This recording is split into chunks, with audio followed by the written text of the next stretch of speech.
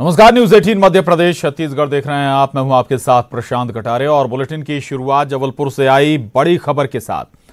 अतिक्रमण पर प्रशासन की कार्रवाई, नगर निगम का अमला अब बड़ी कार्रवाई करने की तैयारी में। नगर निगम के अमले ने तोड़फोड़ शुरू कर दी है। सबसे ऊपर के माले को लेकर तोड़ने की ये कार्रवाई की गई है और आपको बता दें कि स्वीकृत नक्शे की तय सीमा से ज्यादा निर्माण, बड़ी संख्या में पुलिस बल भी तैनात है। रसल चौक स्थित बिल्डिंग पर यह कार्रवाई की गई है। तस्वीरें भी आप देख पा रहे हैं। नगर निगम ने अवैध निर्माण को हटाना शुरू कर दिया है। बिल्डिंग में अखबार का दफ्तर चलता है और अवैध तरीके से निर्माण इस बिल्डिंग का किया गया और इसी के बाद ये कार्रवाई शुरू की गई है। हालांकि मौके पर पूर्व मंत्री लखन घनघोरिया भी पहुंचे हुए हैं। कई कांग्रेस के नेता भी यहां पर पहुंचे हुए हैं। कोई भी अधिकारी फिलहाल कुछ भी बोलने को तैयार नहीं है। आपको बता दें कि ये अखबार जबलपुर में मोहम्मद सरताज नाम के शख्स चलाते हैं। स्वीकृत एफआईआर की जो सीमा है उससे अधिक की कंपाउंडिंग की कार्रवाई हुई थी और निर्माण उससे ज़्यादा था जो कंपाउंडिंग की कार्रवाई हुई थी। तो वो निर्माण कंपाउंडिंग लिमिट के भीतर लाने के लिए ऊपर का फ्लोर तोड़ा जा रहा है, वो कार्रवाई चालू है।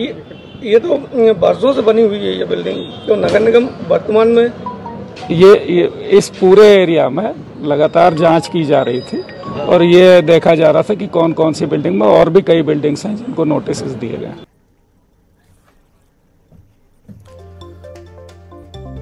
तो जबलपुर में ये अतिक्रमण पर कार्रवाई हो रही है और जिस बिल्डिंग को तोड़ा जा रहा है उसके हिस्से को हटाया जा रहा है। उसमें एक अखबार का दफ्तर भी चलता है और इस कार्रवाई के दौरान पूर्व मंत्री लखन घनघोरिया भी पहुंचे हुए हैं। कई कांग्रेसी नेता भी वहां पर पहुंचे हुए हैं जहां पर ये कार्रवाई चल रही है। जिस बिल्डिंग में अतिक्रमण है उसमें एक अखबार का दफ्तर भी चलता है। मोहम्मद सरताज इस अखबार को चलाते हैं जबलपुर से और तस्वीरें भी देख सकते हैं आप।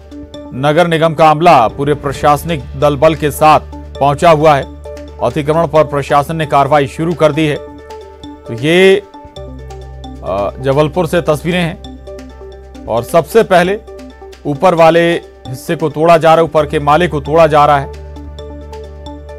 आपको बता दें कि स्वीकृत नक्शे की तय सीमा से इस इमारत में निर्माण कहीं ज्यादा किया गया है और इसीलिए अब नगर निगम ने इस इमारत को तोड़ने की कार्रवाई शुरू कर दी है। हालांकि किसी तरह का कोई व्यवधान, कोई बीच में दिक्कतें ना आए कार्रवाई के दौरान, इस लिहाज से बड़ी संख्या बल पुलिस की भी वहां पर मौजूद है।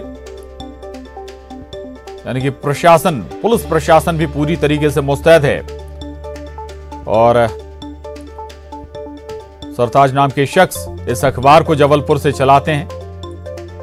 मोहम्मद सरताज कांग्रेस के जो नेता हैं और पूर्व मंत्री लखन घनघोरिया भी इस कार्रवाई के दौरान पहुंचे हुए हैं।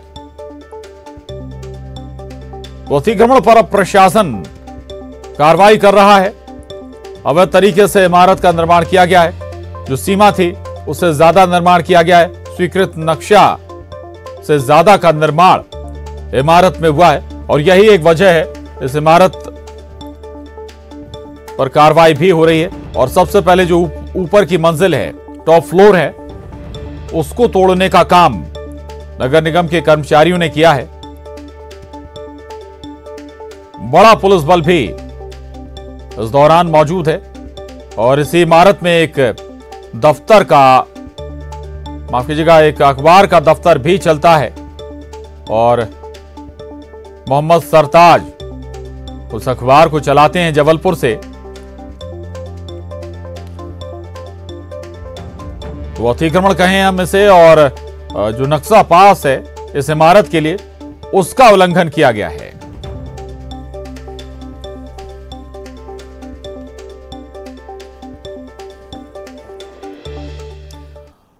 तो जबलपुर से ये तस्वीरें हमने आपको दिखाई हैं। निगम कार्रवाई कर रहा है कि इमारत को तोड़ा जा रहा है, लेकिन इस वक्त आपको हम भोपाल लिए चलते हैं जहां बीजेपी दफ्तर में सीएम शिवराज सिंह चौहान, प्रदेश बीजेपी अध्यक्ष वीडी शर्मा पूजा अर्चना कर रहे हैं। चूंकि कल धनतेरस और आने वाले कल में दिवाली भी है, उसके मद्देनजर बीजेपी दफ्तर में भी पूजा अर्चना का दौर शुरू हो चुका है।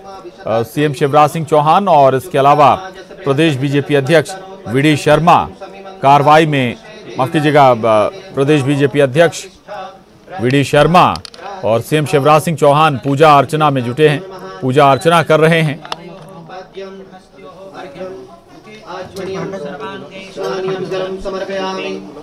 आपको एक बार फिर बता दें, ये तस्वीरें प्रदेश बीजेपी दफ्तर की हैं,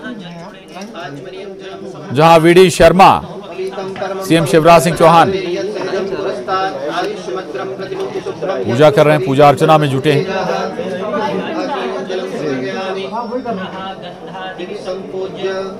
द्वारां दुरादर्शां नित्यपुष्टां करीषणीं ईश्वरीं सर्वभूतानां कामयोपहवै श्रियं देवताभ्यो नमः। पुष्पाणिं समर्पयामि, निवेदयामि, आघ्रापयामि, दीपं दर्शयामि, नैवेद्यं कुर्ता संस्थाप्य आसीदन्तरिक्षभुं शिष्णोद्यौः समवर्तता पद्भ्यां भूमृद्विषः श्रोत्रा तथा लोकान् अकल्पयन्। आत्मनीं जलं समर्पयामि,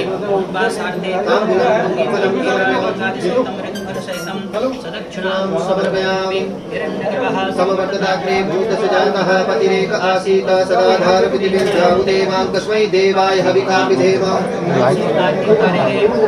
हविः प्रजननं मे अस्तु दशवीरगुं सर्वगणगुं सतये आत्मसनि प्रजासनि पशुसनि लोकसन्यभयसनि यज्ञिः प्रजां बहुलां मे करुत्पन्नं पयोरेतु अस्मात् दत्ता। समर्पयामि, पुष्पाञ्जलिं समर्पयामि।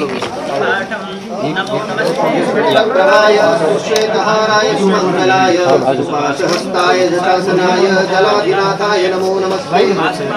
तुभ्यं पत्नी जीवनायकाय यावत्तं समाप्ते स्यात् तावत्तं सन्निधौ भव।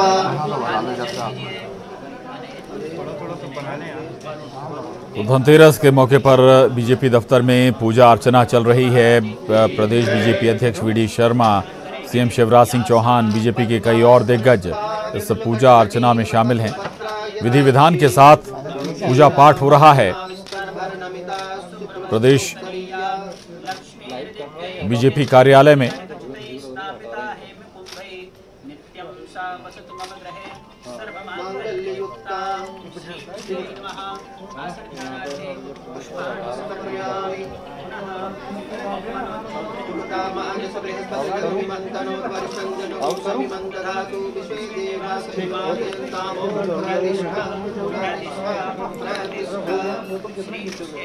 तो इस पूजा में न केवल सीएम शिवराज, वीडी शर्मा, बल्कि पूर्व प्रदेश अध्यक्ष और बीजेपी के तमाम दूसरे क्षेत्रीय दिग्गज, राज्य के दिग्गज भी इस पूजा पाठ में शामिल हैं। विधि विधान के साथ बीजेपी कार्यालय में पूजा पाठ हो रहा है।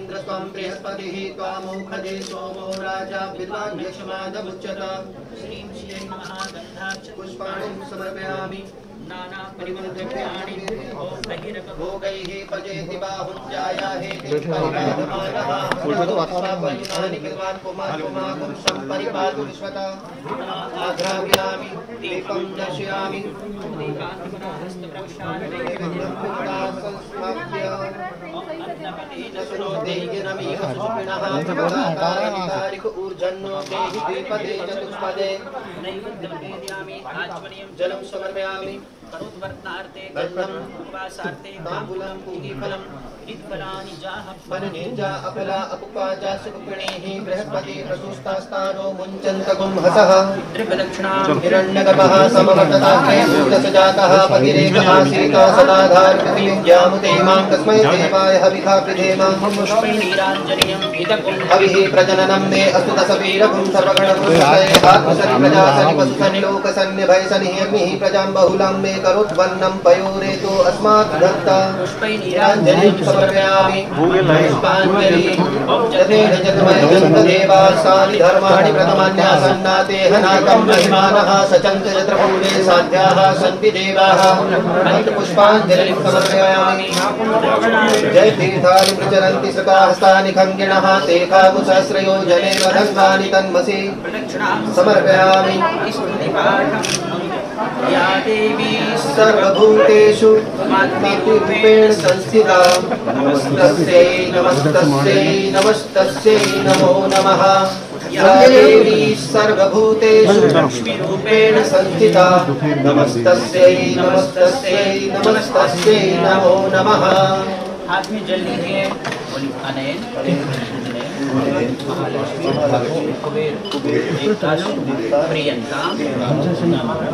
बोली महालक्ष्मी मैया की जय। आरतिक्यम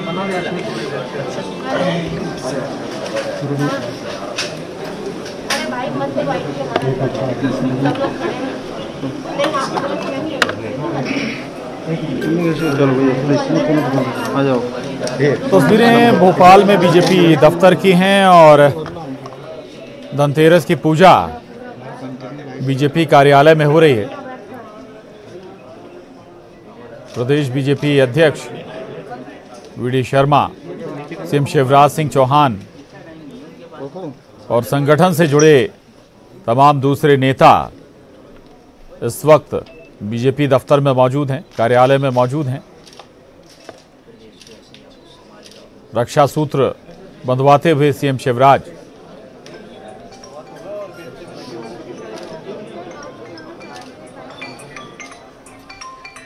और स्वाभाविक है ये धनतेरस या दिवाली खुशियां लेकर भी बीजेपी के लिए आया है, सीएम शिवराज के लिए लेकर आया है। सरकार और मजबूत हो गई है।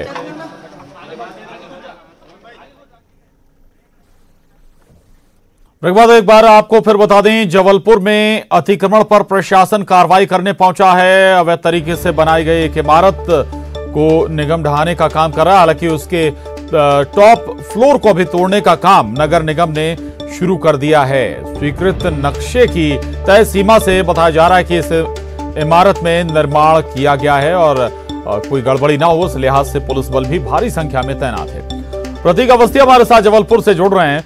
प्रतीक, क्या इस इमारत में ऐसा हुआ जो निगम को ये कार्रवाई करनी पड़ी है, निगम तोड़ने के लिए पहुंचा है? बताया ये भी जा रहा है कि अभी टॉप फ्लोर को तोड़ने की शुरुआत हुई है।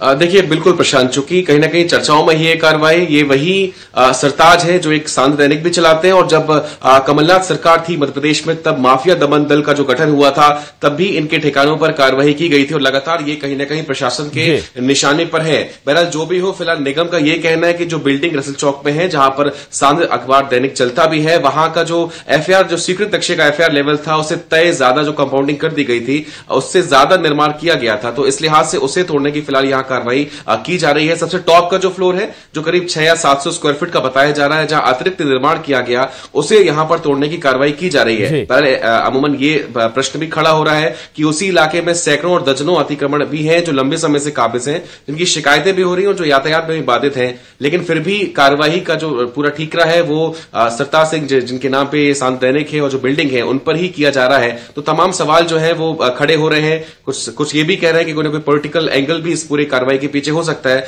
बहरहाल जो भी हो, लेकिन नियम कायदों को और तमाम बातों को ध्यान में रखकर निगम इस कार्रवाई को कर रहा है, ऐसा उसका कहना है कि जो निर्माण है वो अवैध ढंग से किया गया था। फिलहाल वहां शांति है। सुबह आप जिक्र भी कर रहे हैं कि पिछली सरकार में भी इनके खिलाफ एक्शन हुआ था, कार्रवाई हुई थी, तो यानी कि क्या सियासी एंगल फिर इससे जुड़ता हुआ नजर नहीं आ रहा? कई बार ऐसा लगता है, ऐसा कहा भी जाता है कि जब किसी माफिया पर आप कार्रवाई करें तो ये आरोप लगते हैं कि ये चूंकि दूसरे दल से जुड़े हुए हैं इसलिए आप एक्शन ले रहे हैं।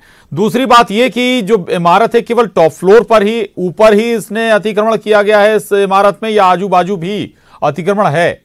प्रतीक,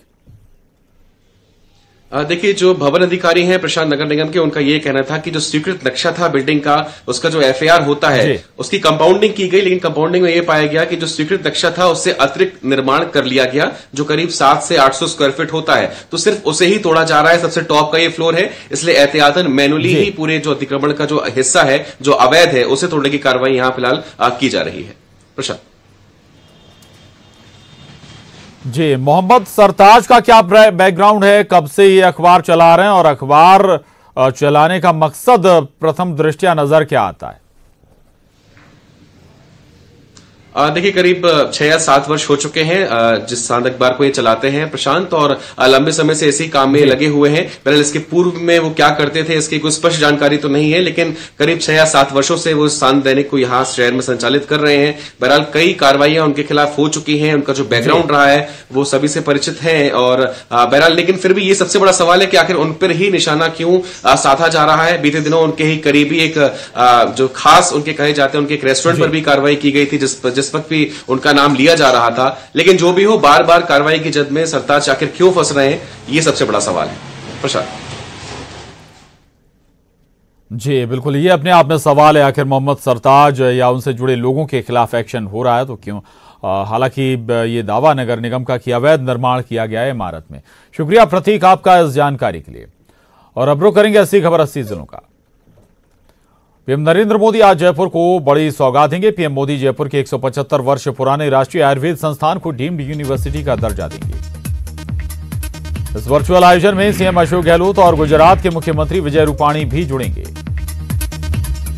अमित शाह ने कच्छ से विपक्ष पर हमला बोला है। शाह ने कहा कि देश में कुछ वक्र दृष्टा लोग हैं जिन्हें हर काम में नुक्स निकालने होते हैं, लेकिन जनता बहुत समझदार है, उसको पता है पहले योजनाएं बस फाइल तक सीमित रहती थीं, लेकिन प्रधानमंत्री मोदी जी के नेतृत्व में सरकार की योजनाएं घर घर तक पहुंच रही हैं। पिछले 2 दिनों के दौरान दिल्ली एनसीआर के लोगों को वायु प्रदूषण से हल्की राहत मिली थी, लेकिन आज से फिर हालात खराब होने लगेंगे और शनिवार को एयर क्वालिटी का स्तर 400 के पार जा सकता है। इस बीच आज सुबह दिल्ली एनसीआर के ज्यादातर इलाकों में धुंध देखने को मिली। नए कृषि कानूनों का विरोध कर रहे पंजाब के किसानों से आज केंद्रीय मंत्री मिलेंगे। सहमति न बनने पर किसानों ने 26 और 27 नवंबर को दिल्ली के घेराव का ऐलान किया है। दिल्ली के गांधीनगर में कपड़े की दुकान में लगी भीषण आग से लाखों का सामान जलकर राख हो गया। कई घंटों की मशक्कत के बाद फायर ब्रिगेड ने आग पर काबू पाया। दिवाली के मौके पर देश की राजधानी दिल्ली समेत अंबाला और लखनऊ को निशाना बनाने की लश्कर की साजिश का खुलासा हुआ है। पाकिस्तान की बदनाम खुफिया एजेंसी आईएसआई के इशारे पर लश्कर ने हमले की साजिश रची है। ड्रग्स कनेक्शन के मामले में अभिनेता अर्जुन रामपाल की मुश्किलें बढ़ती जा रही हैं। आज सुबह 11 बजे एनसीबी ने पूछताछ के लिए बुलाया है। अमेरिका के पूर्व राष्ट्रपति बराक ओबामा ने अपनी किताबे प्रोमिस्ड लैंड में राहुल गांधी को नर्वस और अपरिपक्व कहा है, तो मनमोहन सिंह को अखंड निष्ठावान बताया है। कोविड-19 महामारी के कारण पश्चिम बंगाल में लगभग 8 महीने तक निलंबित रही लोकल ट्रेन सेवा शुरू हो गई है। बंगाल में अभी 696 उपनगरीय ट्रेन सेवाएं फिर से शुरू की गई हैं। सरकार ने आत्मनिर्भर भारत 3.0 का ऐलान कर दिया है। मोदी सरकार ने 2.65 लाख करोड़ रुपए का एक और राहत पैकेज देने का ऐलान किया है। वित्त मंत्री निर्मला सीतारमण ने प्रेस कॉन्फ्रेंस में कहा कि हाल के आंकड़े अर्थव्यवस्था में सुधार के संकेत दे रहे हैं। वित्त मंत्री ने कोरोना को लेकर बताया कि कोविड-19 से संबंधित वैक्सीन की डेवलपमेंट की गतिविधियों के रिसर्च के लिए डीबीटी इंडिया को 900 करोड़ रुपए दिए गए हैं। कांग्रेस नेता राहुल गांधी देश की आर्थिक हालत को लेकर प्रधानमंत्री नरेंद्र मोदी पर एक बार फिर बड़ा हमला उन्होंने बोला है। उन्होंने कहा कि भारत इतिहास में पहली बार मंदी की चपेट में है। पीएम के एक्शन ने भारत की ताकत को कमजोरी में तब्दील कर दिया है। बिहार विधानसभा चुनाव में एनडीए का परचम लहराने के बाद बिहार के मुख्यमंत्री नीतीश कुमार ने प्रेस कॉन्फ्रेंस की। सीएम बनने के फैसले के सवाल पर नीतीश कुमार ने कहा कि मैंने मुख्यमंत्री बनने का दावा नहीं किया है। इस पर फैसला राष्ट्रीय जनतांत्रिक गठबंधन में शामिल पार्टियां करेंगी कि बिहार का मुख्यमंत्री कौन होगा। बिहार चुनाव परिणाम आने के बाद से चुप रहे आरजेडी नेता तेजस्वी यादव ने अब प्रतिक्रिया दी है। उन्होंने कहा कि मैं बिहार के लोगों को धन्यवाद देता हूं। तेजस्वी के मुताबिक जनादेश महागठबंधन के पक्ष में था, लेकिन चुनाव आयोग का परिणाम एनडीए के पक्ष में आया है। ऑनलाइन न्यूज पोर्टल और न्यूज कंटेंट देने वाले अब आईबी मिनिस्ट्री के तहत आएंगे। सरकार ने अधिसूचना जारी कर दी है। सरकार ने कहा कि इससे गलत सूचनाओं को भी रोकने में मदद मिलेगी। सचिन पायलट कोरोना से संक्रमित हो गए हैं, जिसकी जानकारी पायलट ने खुद ट्वीट कर दी है, जिसके बाद सीएम गहलोत ने भी ट्वीट कर पायलट के जल्द स्वस्थ होने की कामना की है। कर्नल किरोड़ी सिंह बैंसला भी कोरोना पॉजिटिव पाए गए हैं, जिनका एसएमएस के आईडीएच में इलाज जारी है। बता दें कि कल रात सीएम समेत कई मंत्रियों से बैंसला ने भी मुलाकात की थी। देश में कोरोना मरीजों का आंकड़ा 87 लाख के करीब पहुंच गया है। पिछले 24 घंटे में 47,905 नए केस सामने आए हैं, जिसके बाद मरीजों का आंकड़ा 86,83,000 को पार कर गया है। तो पिछले 24 घंटे में कोरोना से 550 लोगों की मौत हो गई। इसके साथ ही कोरोना से मरने वालों का आंकड़ा 1,28,000 को पार कर गया है। दिल्ली में कहर बरपा रहा है कोरोना। 24 घंटे में 104 मौतें, 7,000 से ज्यादा नए केस सामने आए हैं। बॉलीवुड एक्ट्रेस कंगना रनौत के भाई अक्षत की उदयपुर में 5 सितारा होटल लीला में फेरे हुए। बुधवार सुबह से चल रहे अलग अलग रस्मों के बाद आज सुबह करीब 9 बजे फेरे संपन्न हुए। शादी के दौरान कंगना रनौत ने गोल्डन लहंगा पहनकर राजस्थानी गानों पर जमकर ठुमके लगाए।